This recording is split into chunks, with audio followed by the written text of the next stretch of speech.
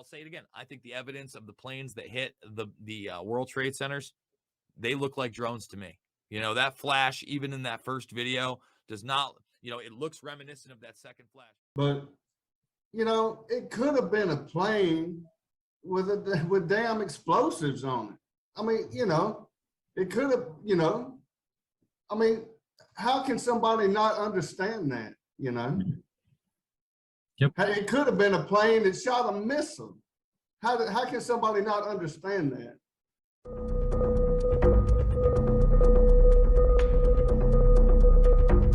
I mean, it's the Pentagon. I would assume that they record their surveillance footage. You know, call me crazy. It's closed circuit television, which means that it went somewhere. I think that there's something really suspicious about it. Why would they want to cover that up if they aren't really hiding something? Where do these giant titanium engines go? You've got the wings out here to the side. Where are the engines? I mean, what, engines would knock holes in that facade. They'd at least leave indentations. I would like to say that I don't believe that David Chandler should be given any space at all to speak on this teleconference, either now or at another time, because this is a teleconference of truthers, people who are questioning the official story and have good reason to question the official story. If we want to hear the official story, we can go to the New York Times or CNN. We don't need to come here. You're out of order. You're out of order. That's an attack on David. Okay, that's not what we're discussing. We're discussing. That's my opinion. I don't be giving room to. I don't believe he's a truther. I don't believe he should be here. Well, you're not free to calumniate other people on this call, Sheila. So I'm going to warn you. If you do that again, you're going to be bounced off the call. Not free to do what? Attack other people in the truth movement. Well, I don't believe he's in the truth movement. This is Michael Cook. All right, I'm officially calling you out of order for the future on that question. Okay, and if you try it again, your opinion. You asked for me to speak, and this is what I believe. We should, if you really want to have open and honest debate, you should allow people to speak. You do not agree with Ken. You're out of order. You're out of order. I've called you out of order, and if you respond again, I'm going to ask you. I'm going to take you off the call. You are speaking against him and not about this proposal. You are not free to use your time on this call to calumniate other people on this call. Do you understand that, Sheila? Yes or no? No, I don't. Then you need to leave this call immediately and don't come back. Rumors, slanders, lies begin to spread like wildfire, invading the World Wide Web. And they will immediately distort the tragedy of September 11. Example, thousands of Jews were warned by Israeli intelligence not to go to the Twin Towers on September 11. Another example, the collapse of the Twin Towers and Tower 7 were said not to have been caused by the impact of the Boeing and the ensuing explosion and fires. They were said to have been mined with explosives at the behest of U.S. authorities. These rumors would gain the favor of people from all walks of life. Originally propagated by America's right-wing and left-wing extremists alike, the rumors eventually proliferated around the world, including in Arab Muslim countries and even in many European countries. And with Flight 77, they will even take the 9/11 conspiracy theories to new heights. In this frenzy, a Frenchman will play a rather significant role. Thierry Meyssan, a former left-wing activist and environmentalist. He would eventually find common cause with the Lebanese militant group Hezbollah. In 2002, Thierry Meyssan wrote a book on September 11 entitled The Big Lie. A book that, under the guise of innocent questions, recycles some of the most inflammatory rumors, even suggesting that no plane ever crashed into the Pentagon. When asked what happened to Flight 77, his reply was, "Are these passengers really even dead? And if so, who killed them and why? If not, where are they?" A 115-ton Boeing 757 with a 38-meter wingspan allegedly struck the facade and crashed into the building. This is obviously impossible. And the problem we have here is the way the FBI and the Department of Justice immediately identified the culprits. There really wasn't ever any kind of investigation, criminal or otherwise. The culprits were allegedly identified and they just went on the hunt for the accomplices. Such nonsense could feed into some of the conspiracy delusions found on certain well-known social networks on the internet. But in March 2002, Thierry Meyssan will do one better. He'll get his 30 minutes of fame on a widely viewed French talk show hosted by Thierry Ardisson. Everybody's talking about it, one of the flagship programs at the time of the France 2 network. You have a questionable guest, no one to contradict him, a popular host, and a captive audience, ripe for spreading disinformation. As a result, the show gets huge ratings and it transforms a web of lies into established truths and takes society by storm. The next day, there's a mad rush to get the book. We are open on Sundays. We had over 1,000 requests, so if we had 1,000 books, they all would have been sold. And then we sold between 500 and 600 per day the first 4 days, and then 150 per day over the past 10 days. It really is the book everyone's raving about. People have been calling us from Paris and 50 kilometers away. People were willing to drive 40 kilometers to pick up this book. I've never seen anything like this before. 100,000 copies will be sold in the weeks to come. With 250,000 books sold in France in all of 2003, The Big Lie will become the best-selling political book of the year. 9 months later, in a belated yet very telling moment of clarity, host Thierry Ardisson will offer a harsh self-critique in the French daily Le Monde. It was a lapse of professional judgment on my part. There is no other way to describe it. I should have never invited him on, and I should have immediately recognized that I had done something stupid. Too little, too late. The damage is done. The rumor thrives on rampant anti-Americanism and becomes a social phenomenon. But why? Why hadn't these images of debris filmed on the scene of the crime put these rumors to rest? Above all, why give Thierry Meyssan and his followers a public arena to claim repeatedly that no trace was ever found of the passengers of Flight 77 at the Pentagon? Yet it had been known for months that the remains of 58 of the 59 passengers taken from the scene of the crash were identified by their DNA.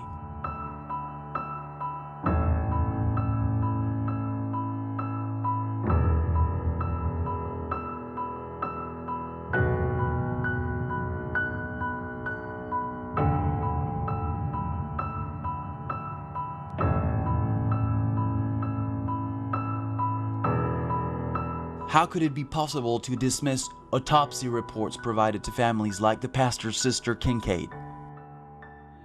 An aggregate of femur, upper chest wall, medial clavicle and teeth, a left mandible with 4 molars, a 750-gram aggregate of skin, a 350-gram of soft tissue and bone. Nothing works.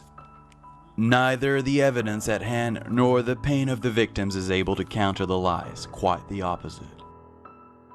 The Big Lie is published in 40 countries. In the United States, it even comes out seductively entitled Pentagate, playing off of the legendary political scandal Watergate. Watergate involved in-depth investigations, while Pentagate is based solely on Thierry Meyssan's conspiracy theories. Flight 77, he wrote, never hit the Pentagon, it was a missile.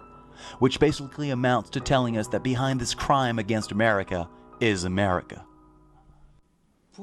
For this modus operandi, you just need a few people to execute the entire operation. Everything depends on the procedure. And again, we do not know. But if it truly was a missile that struck the Pentagon, it would not have required many accomplices. Just a few people, high-placed in the military, with the codes to activate the missile.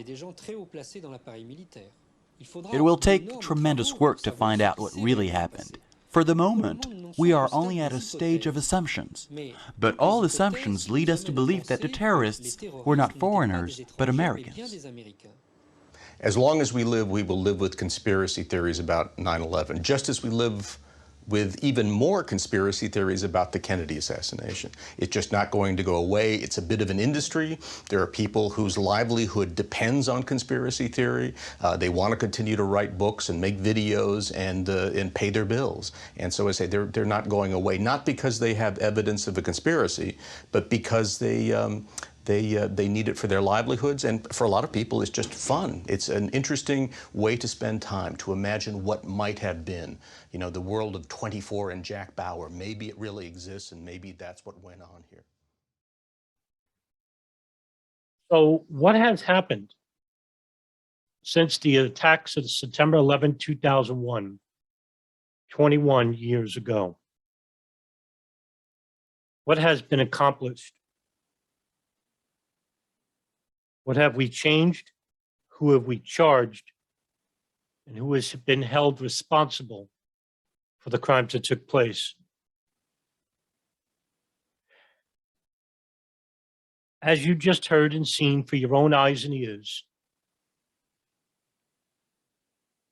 the 9/11 truth movement in itself has been beset, not by the CIA, not by the Israeli Mossad, and not even from the Arabs, with whom some don't even think they exist, but by the proponents of fringe conspiracies who have allowed themselves to be set a place at the table of the 9/11 truth movement instead of being left out.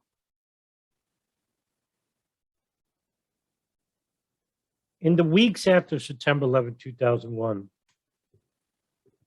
conspiracy theorist Thierry Meysson, a French author, began to write a book which would set the wheels in motion about the Pentagon attack.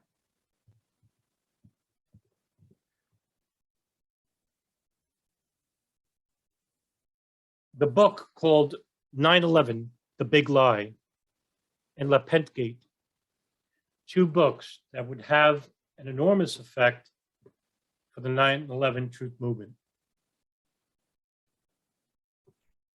In 2002, he published 9/11, The Big Lie, in which Meysson argues that such attacks were organized by a faction of the U.S. military-industrial complex in order to impose a non-democratic regime in the United States and to extend U.S. imperialism.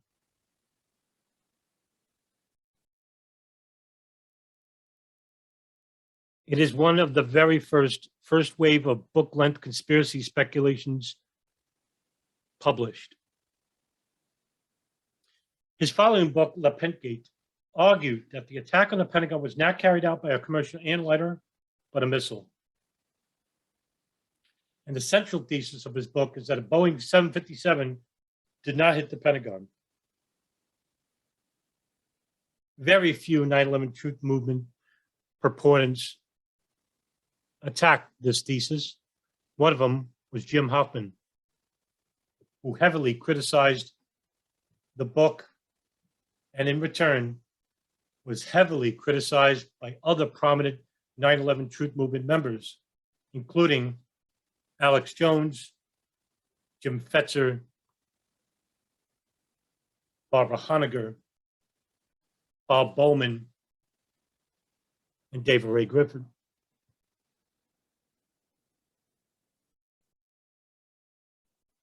But the divisive issue for the 9/11 truth movement hasn't really been about the attacks themselves per se, but the issue of what happened at the Pentagon and Shanksville. The argument by most of these people who do not believe that a plane had crashed into the Pentagon, much less than a field in Shanksville, Pennsylvania, but that it now extended onto planes not being hijacked at all, including New York. Some would even purport that the planes themselves did not even exist, that they were computer-generated anomalies, or that they were missiles made to look like Boeing 767 and 757 airliners, that they were drones made to look like 757 and 767 airliners, that the hijackers were patsies. Later, the hijackers didn't exist. Slowly but surely, the actual physical representations of what happened on September 11th started to slowly disappear. And with it, the true conspiracies and the actual anomalies disappeared along with them, including the CIA, the NSA, the Israeli Mossad, the Saudi General Intelligence Directorate. Because without hijackers, you do not have the CIA, NSA, Israeli Mossad, Saudi GID monitoring them, assisting them, and if we could show, even assisting them. Complicity is hard. Foreknowledge is impossible without hijackers and without hijacked planes. Neither can be proven. And maybe that was the idea all along. But was Mason alone? Currently, there are over 100 people who have been mentioned by the 9/11 Truth Movement or have been quite popular in the 9/11 Truth Movement. Some of those names came out before Loose Change. In 2006, 3 young men from university, Dylan Avery, Corey Rowe, and Jason Burmis, helped to direct and produce the film Loose Change, which would question the narrative of the 9/11 Commission report and the FBI Pentagon report, as well as denying the eyewitnesses to the events, but only eyewitnesses were allowed in the film if they spoke about certain things that could be twisted to fit their narrative. This film would resoundingly be supported by Alex Jones and InfoWars. Later, it would become, and to this current day, the most popular 9/11 truth film in the world. This would give rise to more fervent believers that a plane did not hit the Pentagon or Shanksville. People like Kevin Barrett, Christopher Bolin, Bill Christensen, Elias Davidson, Dick Eastman, Gordon Duff, Richard Gage, David Ray Griffin, Ted Gunderson, Nico Haupt, Sander Hicks, Barbara Honegger, Eric Hufschmidt, Jan Irvin, David Ick, Dave Von Kleist, John Lear, Morgan Reynolds, Graham McQueen, Jim Mars,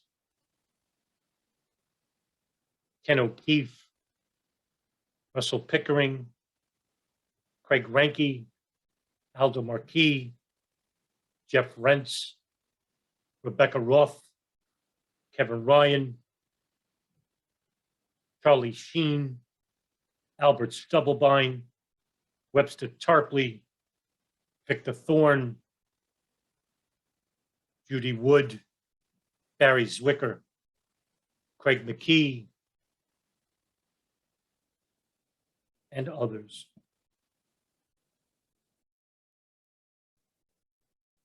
These people would go on to have prominent roles in the 9/11 Truth Movement, even supported initially.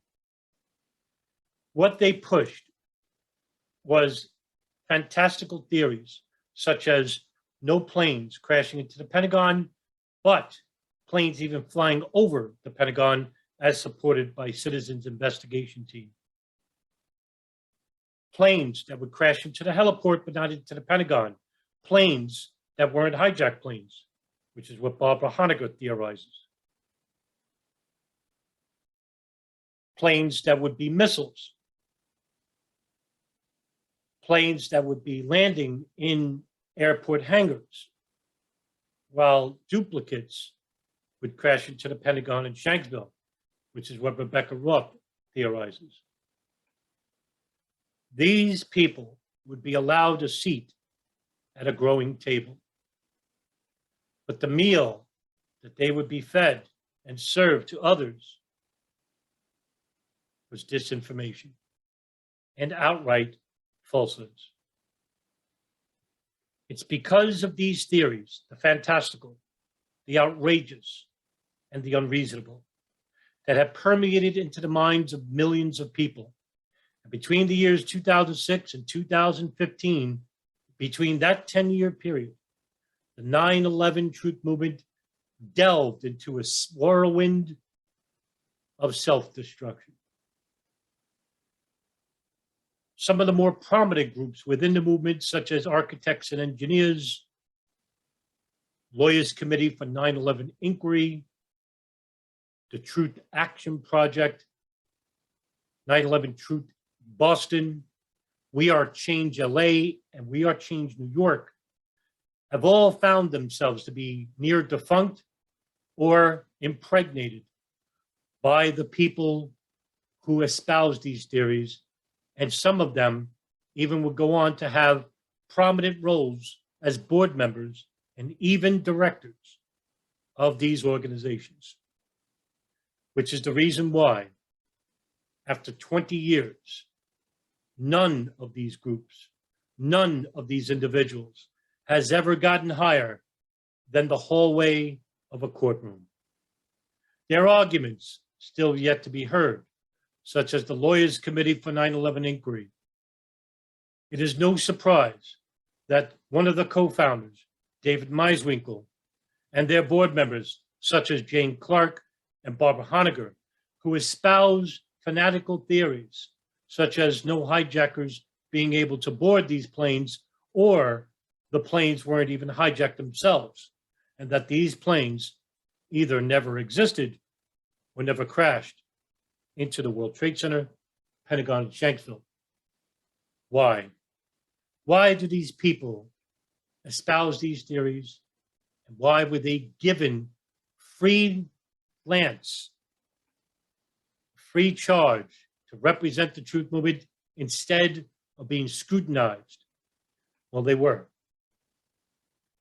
Other 9/11 truth proponents who use science as a method to prove that a plane had hit the Pentagon, such as Wayne Costi, Ken Jenkins, David Chandler, John Wyndham, and Warren Stutt, and Jim Hoffman, were all given a criticism and were all ousted by the 9/11 truth movement, heavily criticized by the people that they supposedly were on the same side. Obviously, this is what happens when you don't scrutinize members of an organization. You become infiltrated by disinformation, misinformation, and maybe even intentional spreading of disinformation and outright falsehoods. These people who I mentioned, Chandler, Costi, Jenkins, were once some of the most prominent members of the 9/11 truth movement and ardent supporters of architects and engineers who, because of their work and effort into creating a 5-hour summary regarding a plane hitting the Pentagon, immediately thereafter was heavily scrutinized by those who purport otherwise. And because of this, a number of them have been kicked out of committees, conferences, and the entire movement themselves. Some even grow so disillusioned by the fanatic members of these proponents of wild, irrational theories, retired in silence. So what do? Do we quit? Do we allow the movement to finally dissolve into oblivion in due time? Do we watch the failure of others lead others into failure themselves? No. The best that we could do is to properly inform and respectfully decline to allow fringe conspiracies and speculation as a form of evidence, and try to responsibly educate those who have been intentionally and unintentionally miseducated about a subject that has been taken over by fringe proponents of fringe theories. There are some good people out there, few and far between, unfortunately.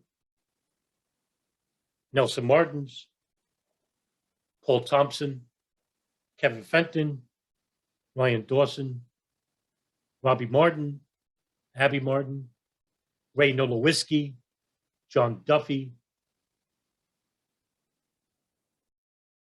Some harder to contact, and some who are growing disillusioned. But we're still here, and will remain in contact and try dutifully to repair the damage that the 9/11 Truth Movement has allowed, whether it was intentionally or unintentionally. Our job is to responsibly educate and to share valid, factual data with the victims of those who espouse theories without facts, without data. The truth will stand the test of time. These people are slowly dying off into irrelevancy and into oblivion. Let's hope 9/11 doesn't follow JFK. Let's hope that we could reach a certain amount of people where we could build a new movement and maybe even hold some people accountable for the events of September 11, 2001, in which the proponents of these fringe conspiracies have allowed to seemingly die in their sleep peacefully.